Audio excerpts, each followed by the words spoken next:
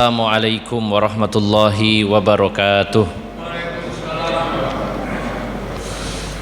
Innal hamdalillahi nahmaduhu wa nasta'inuhu wa nastaghfiruhu wa natubu ilaihi wa na'udzu billahi min syururi anfusina wa min sayyiati a'malina. May yahdihillahu fala mudhillalah wa may yudlil fala hadiyalah. Ashhadu an la ilaha illallah wahdahu la syarikalah wa ashhadu anna Muhammadan abduhu wa rasuluhu la nabiyya ba'dah.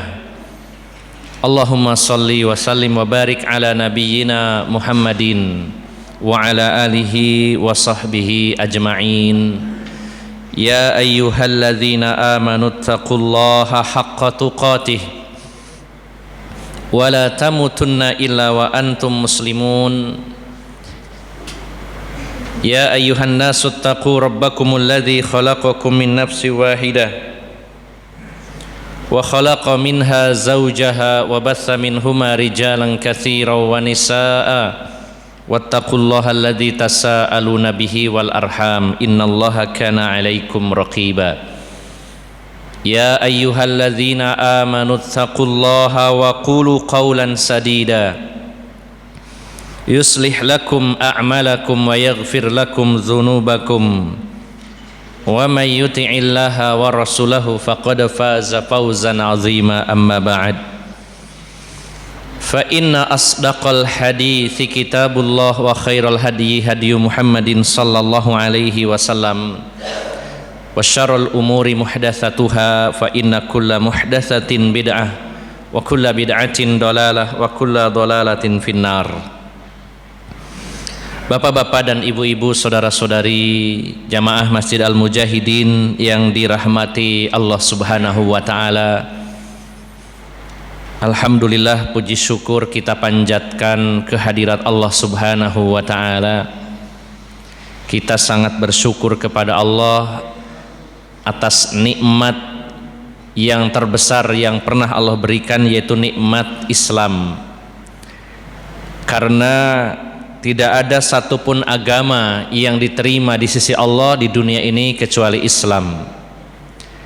Innad dina indallahil Islam. Dan juga orang-orang yang tidak memeluk agama selain Islam, atau orang-orang yang tidak memeluk agama Islam, maka Allah tidak akan pernah menerimanya, dan dia di akhirat menjadi orang-orang yang rugi. Sebagaimana Allah berfirman, wa may yabtaghi ghairal islami dina fala yuqbala minhu wa huwa fil akhirati minal khasirin. Maka kita sangat berterima kasih, bersyukur kepada Allah dipilih dari antara hamba-hambanya menjadi seorang muslim, karena hanya agama Islam yang diterima oleh Allah. Dan mudah-mudahan kita tidak meninggal dunia kecuali dalam keadaan menjadi seorang muslim. Bapak, ibu, saudara-saudari yang dimuliakan Allah Subhanahu wa ta'ala, malam hari ini kita akan mengkaji satu bab yang saya kutip dari kitab Syarhul Aqidatil Wasitiyah, syarah kitab Al-Aqidah Al-Wasitiyah, yang mana kurang lebih 70% kitab ini membahas tentang sifat-sifat Allah Subhanahu wa ta'ala. Kitab yang merupakan karya dari Syekhul Islam Ibnu Taimiyah rahimahullah, ketika beliau didatangi seorang laki-laki yang mengeluhkan bahwa di daerahnya banyak orang-orang yang menyimpang terkait nama dan sifat Allah Subhanahu wa ta'ala. Maka beliau menulis sebuah kitab yang tipis yang diberi judul Al-Aqidah Al-Wasitiyah, akidah pertengahan, yaitu akidah Ahlus Sunnah wal Jamaah. Dan salah satu di antara sifat Allah Subhanahu wa ta'ala itu, yang termasuk sifat fi'liyah, perbuatan Allah Subhanahu wa ta'ala, yaitu sifatul mahabbah, di halaman yang ke-148. Sifatul mahabbah, Allah memiliki sifat mencintai. Nah, supaya lebih mudah dalam memahami bab ini, saya kemas dalam kajian tematik dengan judul mencintai atau dicintai.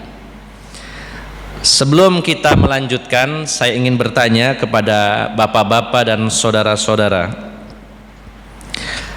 mana yang lebih tinggi di antara dua orang? Yang pertama orang yang mencintai, dan yang kedua orang yang dicintai. Kira-kira lebih tinggi mana nilainya, levelnya di antara dua orang ini? Yang pertama mencintai, yang kedua dicintai. Yang mana Pak? Dicintai. Ada yang mencintai? Mencintai. Kalau saya mencintai Pak Gubernur dengan saya dicintai Pak Gubernur, kira-kira nilai saya lebih tinggi mana?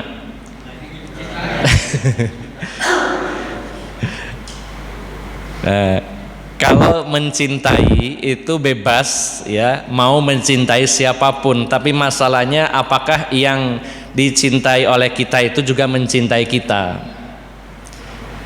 Bapak-bapak boleh saja mencintai ya, dalam arti cinta secara khusus maupun secara umum. Saya itu mencintai seorang wanita, misalkan ya, secara fisik dari wajahnya cantik, kulitnya putih, badannya seksi, sholihah, taat, kalem, lemah lembut dan lain-lain. Saya mencintai dia. Tapi pertanyaannya, apakah dia mencintai juga? Kalau mencintai bebas, ya, mencintai siapapun kita bebas. Tapi masalahnya apakah kita juga dicintai? Nah, sebenarnya dalam kitab ini, dalam syarahnya dijelaskan juga bahwa level orang yang dicintai jauh lebih tinggi daripada yang mencintai. Maka di dalam hadis yang diriwayatkan Imam Bukhari, diantaranya yang menjelaskan tentang seseorang yang dicintai oleh Allah Subhanahu wa Ta'ala. Ketika ada seseorang yang dicintai oleh Allah Subhanahu wa Ta'ala, ini hadis riwayat Bukhari dan Muslim dari Abu Hurairah. Maka Rasulullah menyatakan kepada seseorang, "Idza ahabbakallahu azza wa jalla," jika Allah mencintai kamu, "ahabbatkal malaikatu fis sama," maka para malaikat yang ada di langit seluruhnya mencintai kamu juga. "Summa yudha'u lakal qubulu fil ardi fayuhibbuka ahlul ard," kemudian akan diletakkan bagimu penerimaan di bumi sehingga penduduk bumi pun mencintai kamu. Betapa tingginya nilai seseorang yang dicintai oleh Allah. Ketika Allah mengatakan saya mencintai si fulan, maka cintailah dia, maka seluruh malaikat mencintai dia. Dan juga Allah Subhanahu wa Ta'ala akan menanamkan rasa cinta pada penduduk bumi kepada orang tersebut. Maka kalau saja ini analogi saja, analogi, nggak usah jauh-jauh. Misal di antara bapak-bapak ada yang dicintai Bupati Mojokerto, dicinta dalam makna yang umum ya, diperhatikan, dicintai, disayangi, dianak emaskan, kemudian kepada jajarannya, tolong orang ini karena saya suka sama dia, tolong apapun keperluannya dibantu ya. Ya. Seluruh kantor yang ada di Mojokerto, tolong kalau orang ini ngurus apa-apa dipermudah, digratiskan. Dan juga Bapak Kapolres, tolong ini ya, kalau ngurusin atau ada urusan lalu lintas apapun, tolong dibantu ini karena saya suka sama dia. Bayangkan Pak, ini hanya antar manusia. Kalau kita dicintai bupati saja dan jadi anak kesayangan istilahnya, semua keperluannya dibantu, kebutuhan kita dipenuhi, maka sebagai sebab kita banyak mendapatkan kemudahan. Kadang-kadang urusan kendaraan ya dengan polisi karena punya kenalan, padahal bukan Kapolres ya, itu aja kadang kita dapat bantuan ya. Saya beberapa kali ya, teman-teman kayak dulu pernah ambulan ditabrak motor sampai penyok, oh ada teman polisi padahal juga bukan bidangnya, hanya bantu ngomongkan saja, itu saja terbantu. Maka bagaimana kalau yang menyayangi, memperhatikan kita itu seorang Kapolres, seorang bupati yang menyampaikan kepada jajarannya, tolong kalau orang ini fotonya, namanya, atau ada kartu khusus kalau dia bawa ini, tolong diberi fasilitas, dimudahkan. Ini baru bupati. Bagaimana kalau gubernur dan lebih di atasnya lagi? Maka bagaimana seseorang ketika dicintai oleh Sang Pencipta, dicintai oleh Rob semesta alam ini, yang menguasai langit dan bumi bersama apa yang ada di antara keduanya, yang mengatur alam semesta, seluruh rezeki makhluknya Allah yang ngasih, yang menghidupkan, yang mematikan. Wah, kalau kita dicintai oleh Allah, luar biasa, Pak. Maka kajian pada malam hari ini lebih saya dominasikan atau saya prioritaskan kepada 2 poin pembahasan. Yang pertama tentang sifat mahabbah yang dimiliki oleh Allah Subhanahu wa taala, dan yang kedua apa yang harus kita lakukan agar mendapatkan mahabbah, cinta dari Allah Subhanahu wa taala. Ini harus jadi target kita yang terutama. Ya. Maka yang pertama, Bapak Ibu jamaah sekalian, sifat mahabbah, mencintai, juga dimiliki oleh Allah Subhanahu wa taala, di mana sifat Allah mungkin sama secara nama dengan sifat yang dimiliki hamba, tapi ada perbedaan tentunya. Sebagai contoh saja, Allah itu punya sifat Dzil Quwwatil Matin, yang memiliki kekuatan yang kokoh, kekuatan yang sangat hebat. Allah Maha Kuat. Ini salah satu sifat sekaligus nama Allah Subhanahu wa taala, Dzil Quwwah atau Dzul Quwwah. Maka makhluk Allah pun ada yang memiliki sifat Dzil Quwwah atau Dzul Quwwah, memiliki kekuatan. Contohnya malaikat Jibril. Allah menyatakan ya, di dalam firman-Nya, ya, ketika menjelaskan tentang malaikat Jibril, Dzil quwwatil inda dzil arsy makin muta'in thamma amin wa ma sahibukum bimajnun, dan seterusnya. Dzi quwwatin, malaikat Jibril itu pemilik atau memiliki kekuatan yang sangat hebat di sisi pemilik arsy, yaitu Allah Subhanahu wa taala. Makanya Allah memilih malaikat Jibril sebagai sayyidul malaikah, pemimpinnya para malaikat, karena malaikat Jibril adalah malaikat yang paling dekat kedudukannya dengan Allah Subhanahu wa taala. Maksudnya dekat sekali dengan Allah Subhanahu wa taala. Dan juga malaikat yang paling kuat di antara seluruh malaikat. Kalau malaikat Jibril dilihat dalam wujud yang asli, itu luar biasa besarnya. Kata siapa? Kata Rasulullah, karena beliau pernah ketemu 2 kali dalam wujud aslinya. Salah satunya ketika beliau berjalan di padang pasir, mendengar suara dari atas, beliau menoleh ke belakang, maka beliau melihat malaikat Jibril duduk pada sebuah kursi yang memenuhi ufuk antara langit dan bumi. Kursinya itu besar sekali, otomatis yang duduk di atasnya juga besar, ya, tidak mungkin kursinya besar orangnya sak debu gitu, tidak mungkin. Dan malaikat Jibril punya 600 sayap, kekuatannya luar biasa. Dibandingkan kita nggak ada apa-apanya. Manusia kecil dan sangat lemah dibandingkan malaikat Jibril. Tapi malaikat Jibril sangat taat kepada Allah Subhanahu wa taala, nggak pernah maksiat, nggak pernah sombong walaupun kuat.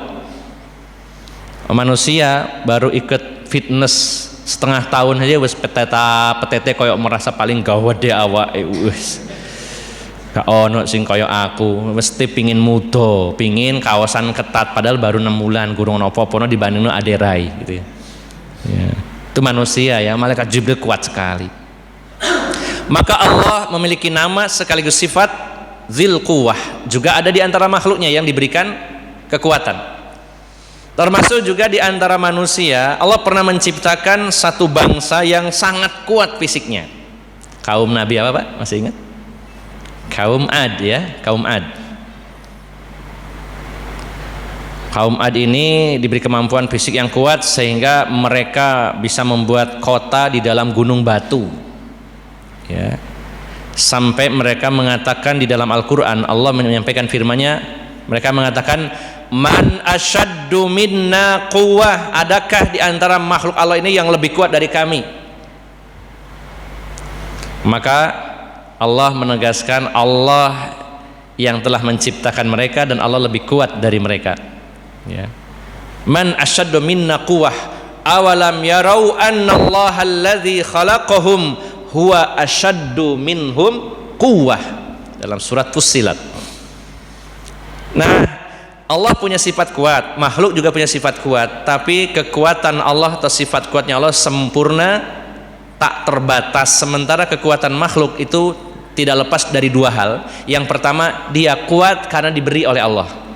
Kalau Allah nggak beri, dia nggak kuat. Yang kedua, kekuatannya terbatas, tidak seperti Allah Subhanahu wa Ta'ala. Jadi kalaupun nama sifatnya sama, tapi juga tentu kualitasnya berbeda, tidak bisa dibandingkan lagi. Kalau manusia itu punya sifat kalam, berbicara, Allah juga memiliki sifat kalam, berbicara. Maka kita menetapkan sifat kalam karena Allah sendiri yang memberitahukan kepada kita bahwa Allah itu bisa berbicara. Sebagaimana Allah berfirman, wa kallamallahu Musa taklima, dan Allah berbicara kepada Nabi Musa dengan sebenar-benar pembicaraan. Dan juga Al-Quran disebut nama lainnya adalah kalamullah, ucapan Allah. Makhluk juga bisa berbicara, tapi bicaranya Allah dengan bicaranya makhluk berbeda. Laisa kamislihi syai'un wa huwas samiul basir. Allah itu maha mendengar, maha melihat, wa huwas samiul basir, tapi laisa kamitslihi syai'un, tidak ada yang serupa dengan Allah Subhanahu wa taala. Nah, begitu pula Allah memiliki sifat mahabbah, cinta. Kita tetapkan sifat ini. Karena banyak sekali bertebaran ayat-ayat yang menjelaskan tentang sifat mahabbah bagi Allah. Tapi berbeda dengan mahabbahnya manusia yang terbatas. Nah, jadi Bapak Ibu jamaah sekalian, kalau membahas bab tentang sifat-sifat Allah, banyak orang yang kesulitan memahaminya, baik itu membaca atau mendengarkan ceramah, itu karena terlalu dalam di utak-atiknya. Karena terlalu dalam dan diakal-akali, akhirnya nggak nyampe, bukannya nyampe, semakin jauh. Ketika Rasulullah SAW mengabarkan bahwa Allah itu turun ke langit dunia pada sepertiga malam yang terakhir, Allah punya sifat nuzul, turun. Dipikir-pikir, turunnya itu di negara mana ya? Terus sepertiga malamnya kan berpindah-pindah, Allah turun terus ya di otak-atik. Dan itu dibahas di kajian-kajian, sehingga orang banyak yang bingung. Akhirnya sebagian menolak sifat tersebut, padahal ada dalam Al-Quran, ada dalam hadis. Sebagian lagi mentakwil, mengalihkan kepada makna yang lain. Ketika Allah mengabarkan Ar-Rahmanu 'alal 'arsyistawa, Allah yang maha pengasih itu ya bersemayam di atas aras. Maka dipikir-pikir, aras itu makhluknya Allah, kok Allah membutuhkan tempat? Berarti Allah seperti makhluk? Nggak mungkin. Ditakwil saja, bukan bersemayam tapi menguasai, dan seterusnya begitu. Jadi bingung sendiri. Kalau ditanyain kira-kira dalam hadis Nabi pernah mengabarkan bahwa Allah tertawa. Tertawa itu bagaimana takwilnya? Ada nggak? Gitu. Sulit. Maka sebenarnya memahami sifat-sifat Allah itu mudah. Kenapa? Karena nama-nama dan sifat Allah bagian dari iman kepada Allah, dan iman kepada Allah bagian dari rukun iman. Namanya juga iman, nggak bisa diakal-akali. Kenapa orang ini mengatakan, wah ini malaikat itu gak kelihatan ya, gak bisa dijangkau dengan keilmuan manusia. Nah, bagaimana dengan Allah Subhanahu wa ta'ala? Jangankan tentang Allah, kita saja untuk mengetahui ruh kita terbatas, Pak. Saya tanya kepada panjenengan bapak-bapak, kira-kira ruhnya panjenengan itu sebelah mana posisinya? Warnanya gimana kira-kira? Rupanya kayak apa nih? Loh, itu panjenengan punya loh ya, saya juga punya ruh. Kalau nggak ada ruhnya ya sudah jadi jenazah. Maka yang menjadi bagian diri kita saja, kita tuh nggak bisa detail tahunya, hanya sekedar yang diberitahu oleh Allah. Ketika Rasulullah ditanya tentang ruh, yas'alunaka 'anir ruh, mereka bertanya kepadamu tentang ruh wahai Muhammad.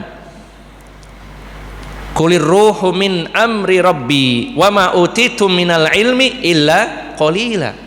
Katakan Muhammad, gak usah dijelaskan secara detail karena itu perkara gaib. Katakan ruh itu urusan Allah, bukan urusan kamu. Dan kamu tidak diberikan ilmu tentang ruh kecuali sedikit sekali.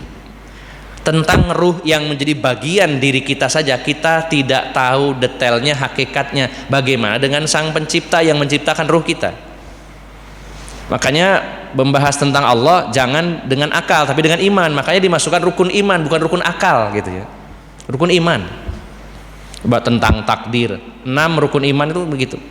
Tentang hari kiamat, apalagi tentang Allah. Maka termasuk bagian dari rukun iman adalah iman kepada Allah, dan termasuk bagian dari iman kepada Allah iman dengan sifat-sifat Allah Subhanahu wa taala. Bagaimana caranya mengimani sifat-sifat Allah? Kita menetapkan seluruh sifat-sifat Allah yang Allah beritahukan di dalam Al-Quran maupun yang disampaikan oleh Rasulullah SAW. Cukup, selesai. Kalau Allah gak ngasih tahu, kita juga gak tahu loh kalau Allah punya sifat mahabbah. Saya juga gak tahu kalau gak dikasih tahu oleh Allah. Kalau Allah sudah ngasih tahu, gak usah ditolak ya. Kita tetapkan sifat-sifat Allah yang dikabarkan oleh Allah dalam Al-Quran, di dalam hadis-hadis Nabi, tanpa diserupakan dengan makhluk, dan juga tidak bertanya tentang hakikatnya, dan juga tidak perlu dialih-alihkan kepada makna lain tanpa dalil. Terima apa adanya, dipahami, dan tidak disamakan dengan makhluk. Nah, ini tentang sifat mahabbah. Maka Allah punya sifat mencintai.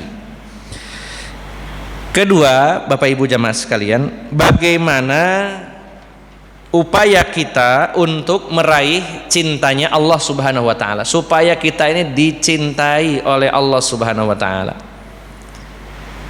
Kalau kita ingin dicintai seseorang, biasanya orang yang ingin dicintai itulah yang harus memberikan kriteria, kamu harus begini kalau ingin saya cintai, begitu. Kita tidak bisa berinisiatif sendiri, kadang-kadang salah. Ya. Mungkin orang ini saya kasih sesuatu pasti dia mencintai saya, belum tentu. Kadang-kadang ada orang yang justru girap-girap, gilo, dikasih sesuatu yang dia gak suka, dikiranya menurut kita wah kalau dikasih ini pasti dia suka, belum tentu. Maka harus ada informasi detail. Kalau ingin mendapatkan cinta dia, barangkali dia akan bisa mencintai, tapi harus ada syarat yang dipenuhi. Nah, Allah mencintai hamba-hambanya jika ada perkara-perkara yang diminta oleh Allah kita lakukan. Dan ayat-ayat tentang cintanya Allah ini sangat banyak di dalam Al-Quran. Saya sebutkan mungkin 1 atau 2 dalam pembahasan malam hari ini ya, sesuai waktu yang tersedia. Sifatul mahabbah, hadhihi ayatun fi isbati sifatil mahabbah. Inilah ayat-ayat yang menetapkan tentang sifat mahabbah bagi Allah. Yang pertama, al-ayatul ula, ayat pertama, qauluhu ta'ala, firman Allah Subhanahu wa ta'ala dalam surat Al-Baqarah ayat 195. Surat kedua ayat 195. Allah berfirman, potongan ayat di akhirnya, wa ahsinu innallaha yuhibbul muhsinin. Singkat. Dan berbuat ihsanlah kalian, karena sesungguhnya Allah itu mencintai orang yang berbuat ihsan. Nah, maka kita cari tahu ihsan itu apa. Al-ihsanu qad yakunu wajiban wa qad yakunu mustahabban manduban ilaih.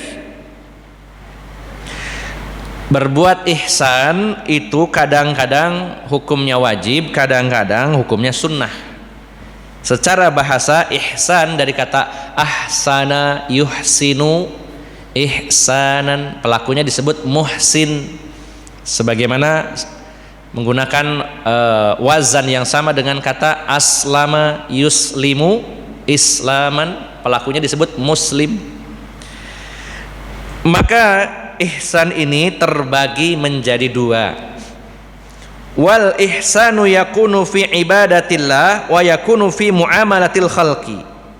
Ihsan itu dengan makna dalam terjemahan mudahnya adalah berbuat baik ya, dari kata ahsana maka artinya adalah berbuat baik.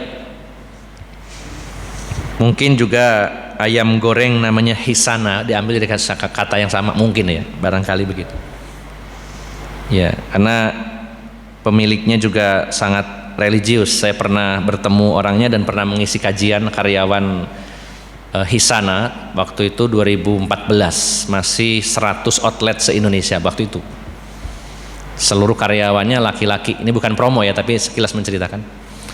Masya Allah ya. Maka mungkin nama itu Hisan juga dari kata Hasan, mungkin baik gitu. Nah, ihsan adalah berbuat baik. Maka ihsan itu yang pertama bisa berbentuk dalam rangka ibadah kepada Allah, ihsan dalam ibadah.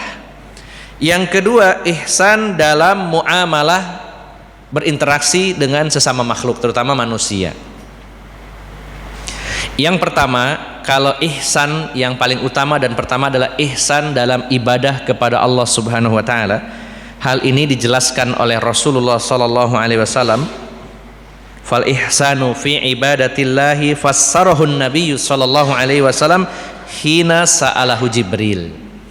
Ihsan dalam ibadah kepada Allah pernah dijelaskan oleh Rasulullah sallallahu alaihi wasallam ketika Rasulullah ditanya oleh malaikat Jibril.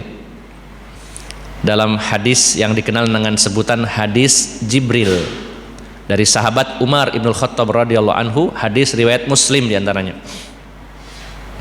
Ketika datang seorang laki-laki yang sangat putih bajunya dan sangat hitam rambutnya, dan orang-orang waktu itu tidak ada yang mengenalnya, tapi juga tidak ada tanda-tanda orang ini habis bepergian jauh.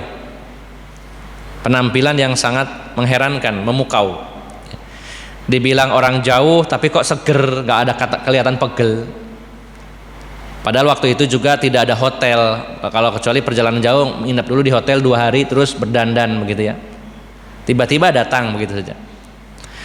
Dan pada saat itu para sahabat termasuk Rasulullah juga tidak tahu kalau itu malaikat Jibril, tidak tahu beliau. Sebelum diberitahu oleh Allah Subhanahu wa taala, setelahnya ada jeda waktu cukup lama setelah kepergiannya. Karena kalau Rasulullah tahu kalau itu malaikat Jibril dari awal, pasti para sahabat akan diundang, kumpul-kumpul ini kapan lagi ketemu fans kita nih malaikat Jibril. Wah, senang para sahabat pastinya. Tapi Rasulullah tidak tahu awalnya. Tiba-tiba ditanya begitu saja 4 perkara dan Rasulullah jawab langsung.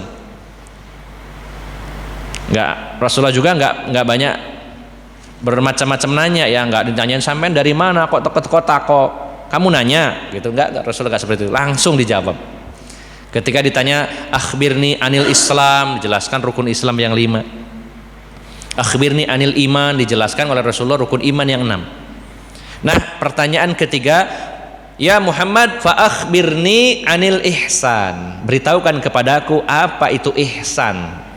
Maka Rasulullah menjawab, al ihsanu an ta'budallaha ka'annaka tarahu fa illam takun tarahu fa innahu yarak. Ihsan itu dalam ibadah adalah engkau beribadah kepada Allah seolah-olah engkau melihat Allah. Ini levelnya paling tinggi. Kalau tidak mampu level kedua bawahnya, maka kalau tidak bisa, maka kamu ketika beribadah kamu merasa dilihat oleh Allah Subhanahu wa taala. Seolah-olah melihat Allah itu bukan berarti membayangkan Allah seperti wujud sesuatu, tidak. Mungkin Allah itu gede dukur, jenggoten, enggak usah dipikir. Seperti melihat, ini memang level tinggi ya. Setidaknya level di bawahnya kita ibadah, kita menjalani hidup ini, bukan hanya sholat, ibadah apapun, perbuatan apapun, kita merasa selalu dilihat oleh Allah Subhanahu wa taala. Ini kedisiplinan tingkat tinggi ketika seorang memiliki muraqabatullah, merasa diawasi oleh Allah Subhanahu wa taala. Maka ketika Allah perintahkan berbuat ihsanlah, yang pertama kali berbuat ihsan kepada Allah, yaitu merasa diawasi oleh Allah Subhanahu wa taala. Kita ingin cintanya Allah, tanamkan dalam hati kita selalu merasa diawasi oleh Allah Subhanahu wa taala. Kemudian wa ammal ihsanu bin nisbati li muamalatil khalqi faqila fi tafsirihi badlun nada wa kafful ada wa talaqatul wajhi. Adapun ihsan, berbuat baik dalam rangka muamalah kepada sesama makhluk, itu banyak sekali, namun diklasifikasikan menjadi 3, diringkas, diglobalkan menjadi 3. Ihsan kepada sesama manusia terutama. Yang pertama badlun nada, yaitu al-ma'ruf. Ai al-ma'ruf sawa'un kana malian au badanian au jahian. Yang pertama, berbuat ihsan kepada makhluk itu memberikan sesuatu yang bermanfaat kepada orang lain. Ya, apa yang menjadi kebaikan atau membahagiakan orang lain kita berikan. Apa yang diberikan sawa'un kana malian au badanian, bisa juga berupa harta atau badan. Badan ini termasuk tenaga, pikiran dan lain-lain. Kalau kita ingin dicintai oleh Allah, maka berikan manfaat kepada orang lain. Kalau punya harta, dengan harta. Ada temannya sedang kesusahan, butuh uang, nyari utangan, dan kita kenal orangnya amanah dan ngutangnya karena memang terdesak, ya, bukan orang yang ahli ngutang tapi dia punya penyakit suka berhutang. Biasanya orang yang punya penyakit hutang ini dia punya kesaktian, yaitu pandai menghilang. Ya, setelah ngutang ngilang gitu ya. Bisa sakti, bisa juga sakit, muntaber, mundur tanpa berita, hilang. Nah, kita kenal orang ini amanah, memang Bapak butuh sekali, kita ada uang, maka kita beri pinjaman. Karena siapa yang meminjamkan harta kepada saudaranya sama dengan sodakoh senilai separuh dari yang dia pinjamkan, sementara nanti dikembalikan utuh. Kalau kita sodakoh 5 juta, waduh lumayan banyak nih. Nah, kita ngutangi teman kita 10 juta lalu dikembalikan, pahalanya sama dengan sodakoh 5 juta kalau ada uangnya. Kalau nggak ada uang, maka dengan yang lainnya tetap kita berikan manfaat. Mas, aku kesini mau ngutang duit, ini lagi kepepet. Waduh mas, kalau utang duit saya pas nggak ada. Gini aja, saya punya sarannya. Saya tuh punya teman, punya link nih, ini orangnya kenal baik sama saya, biasanya duitnya akeh, terus juga gampang ngutangi. Tak anter ya, mau ya? Tapi sampean bayar lah ya. Saya nggak punya uang tapi punya link. Nah ini bantu juga memberi manfaat, diantar. Ya. Atau tidak punya link tapi punyanya saran, minimal saran, menyarankan. Kalau harta nggak ada, ide nggak ada, link nggak ada, maka setidaknya mendengarkan. Walaupun temannya ngomong 1 jam curhat tentang masalahnya, didengarkan dengan antusias, dengan semangat. Itu juga memberikan kebaikan, perhatian kepada dia. Jangan sampai orang sudah susah malah dibikin sakit hati. Mas, aku lagi kepepet ini, butuh utangan. Wes gak usah sambat, aku dewe lagi bingung ya. Kan gak enak Pak ya dengarnya itu ya. Minimal mendengar lah gitu, minimal mendengar. Ada lagi yang lebih bagus, mendoakan. Nah ini juga kebaikan, memberikan manfaat banyak Pak. Jadi tidak harus berupa duit sebenarnya. Kalau ada duitnya ya dengan duit. Kalau ada duit terus tapi tak kayak dungkong aib ya, kasihan juga, butuh duit ya. Nah ini kebaikan yang pertama, ihsan yang pertama kepada makhluk itu adalah memberikan manfaat, sesuatu yang baik. Yang kedua, kaful ada, la tu'dhin nasa biqaulika wala bifi'lika. Yang kedua, yang namanya ihsan itu jangan menyakiti orang lain baik dengan lisan maupun perbuatan. Sudahlah tidak bisa memberikan manfaat, memberikan kebaikan, malah menyakiti dengan perbuatan atau dengan ucapan. Nah yang ketiga termasuk ihsan ini dalam kategori secara global itu bermanis muka, tolaqatul wajhi, ramah, murah senyum kepada saudaranya. Dan ini mudah Pak sebenarnya. Dan ngaji bab tentang tabassum, tersenyum kepada saudaranya itu sudah bab-bab waktu kita kecil. Sudah sering banget mendengar hadis tentang dianjurkannya kita bermanis muka. Tapi faktanya kadang-kadang ilmu kita sudah muluk, kitabnya sudah banyak dikaji, sekedar mengamalkan senyum itu sudah berat.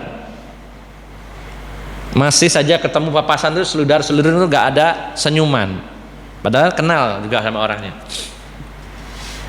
Nah, ini disayangkan sekali, ilmu yang mudah dan berpahala, bahkan pahala sedekah tidak diamalkan, membiasakan.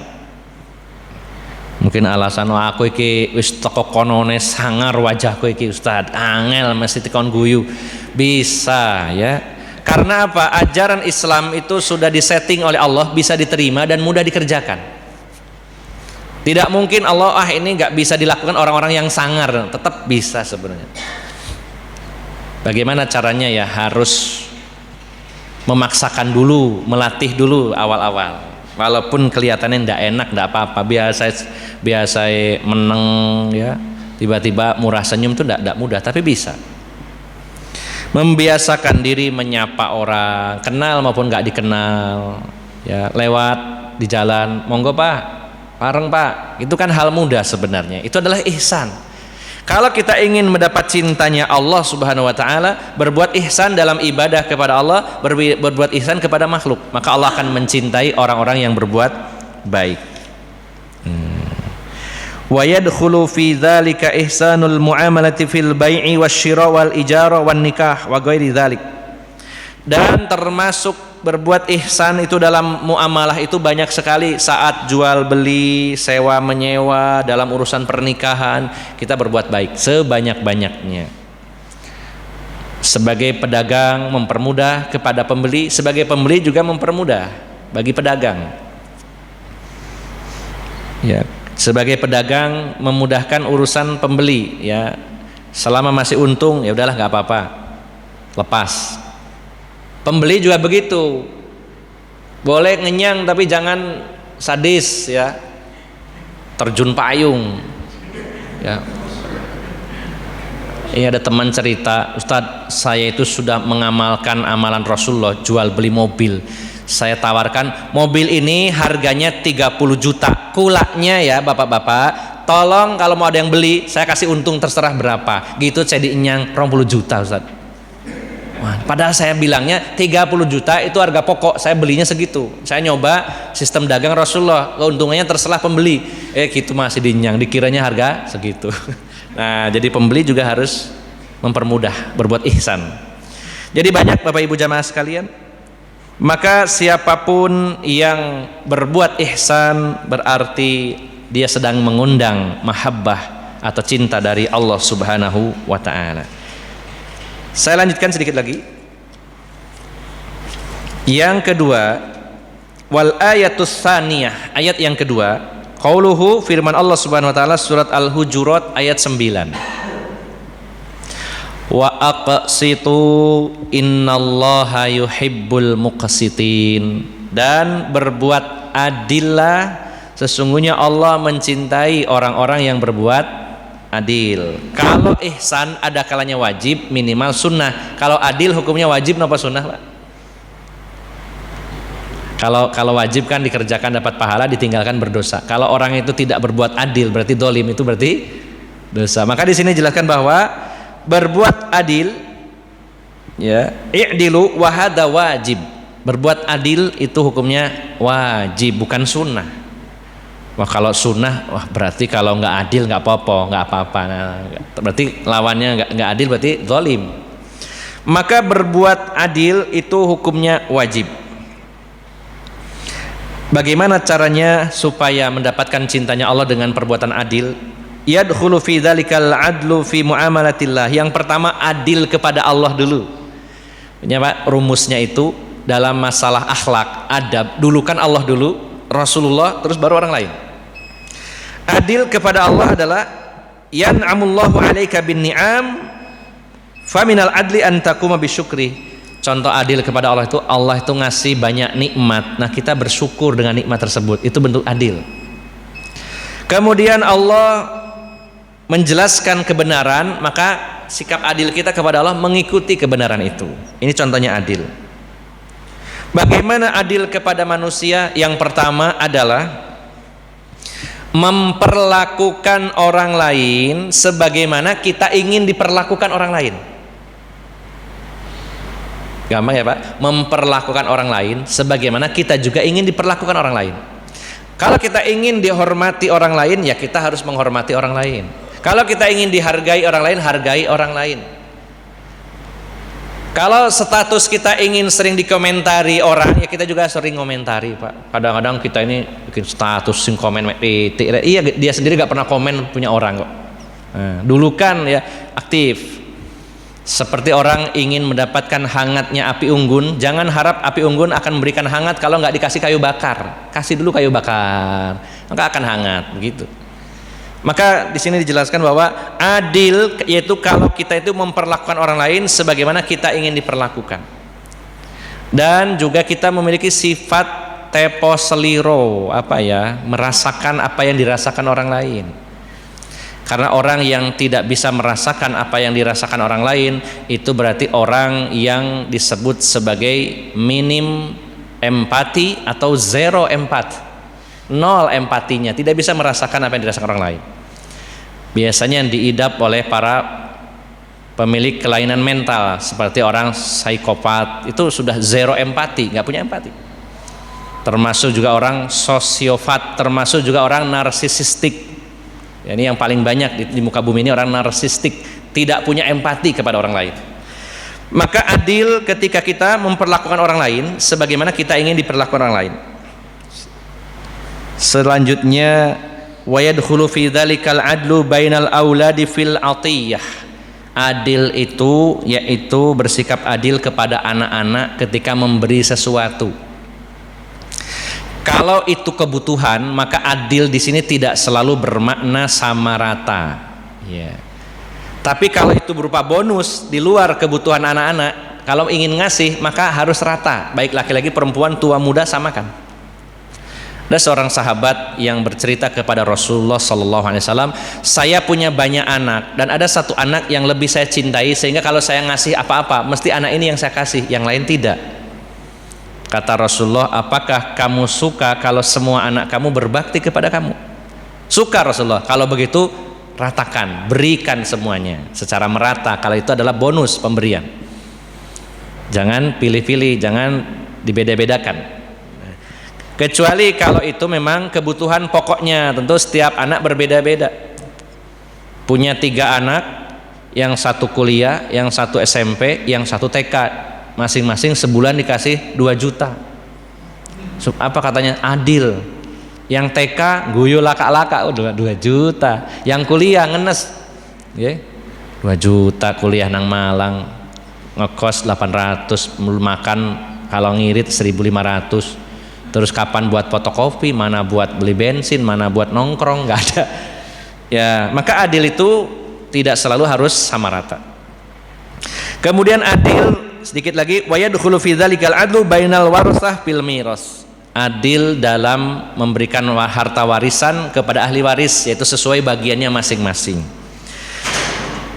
Yang terakhir, wa yadkhulu fi dzalikal adlu bainaz zaujat, yaitu adil kepada para istri. Namanya para berarti bukan satu. Ya, kalau yang punya istri lebih dari 1. Nah, karena yang hadir di sini saya lihat 1 semua, jadi nggak usah saya bahas. Ya. Ada nggak yang lebih dari 1? Aman udah ya. Nah, sebagai penutup, termasuk adil, wa yadkhulu fi dzalikal adlu fi nafsik wa la tukallifuha ma la tatiqu minal a'mal wa inna li rabbika 'alaika haqqan wa li nafsika 'alaika haqqan. Termasuk adil itu adil kepada diri kita sendiri. Artinya jangan membebani sesuatu di luar batas kemampuan kita. Kalau ada di antara kita yang ngoyo, memaksakan diri, itu nggak adil kepada dirinya. Kadang-kadang kita ini nggak adil ya, sudah ngantuknya luar biasa, diterus-terus Pak, paksa gitu ya, sampai minum kopi nggak ngatasi, minum 10, itu kan katanya bikin melek, minum. Nah, ini namanya tidak adil Pak, dipaksa. Kalau terlalu sering begitu, nanti sebagai sebab ini cepat ketemu Allah biasanya ya, karena memaksakan diri itu. Jangan diporsir Pak, baik pikiran maupun tenaga, kemudian badannya, itu harus kita ukur. Kemampuan saya 100 cukup, 80, 90, mentok 100, jangan sampai 120 apalagi lebih. Kalau kita memaksakan diri, itu namanya tidak adil. Maka bagi Allah ada hak hak yang harus ditunaikan, bagi keluarga ada hak yang harus ditunaikan, diri kita juga punya hak. Harus diberi cukup waktu untuk istirahat, untuk hiburan yang syar'i, semuanya diberi. Kalau tidak dipenuhi, tidak adil. Maka Bapak Ibu jamaah sekalian yang dimuliakan Allah Subhanahu wa taala, kesimpulannya adil itu adalah i'ta'u kullu ahadin ma yastahiqquh. I'ta'u kulli ahadin ma yastahiqquhu. Adil itu memberikan kepada setiap yang berhak menerimanya sesuai haknya masing-masing. Tidak harus selalu sama rata. Ada kalanya butuh sama, ada kalanya tidak. Yang penting haknya terpenuhi sesuai yang dia miliki. Maka dua poin ini menjadi sebab yang mengundang cinta Allah Subhanahu wa taala, yaitu berbuat ihsan dan juga berbuat adil. Masih ada ayat-ayat Al-Qur'an yang lainnya yang menyebabkan Allah mencintai kita. Di antaranya Allah berfirman, innallaha yuhibbul muttaqin. Sesungguhnya Allah mencintai orang-orang yang bertakwa. Kemudian innallaha yuhibbut tawabin wa yuhibbul mutatahhirin. Allah mencintai orang-orang yang bertaubat dan Allah mencintai orang-orang yang mensucikan dirinya. Termasuk juga qul in kuntum tuhibbunallaha fattabi'uni yuhibbukumullah. Katakan Muhammad, jika kalian mencintai Allah maka ikuti saya.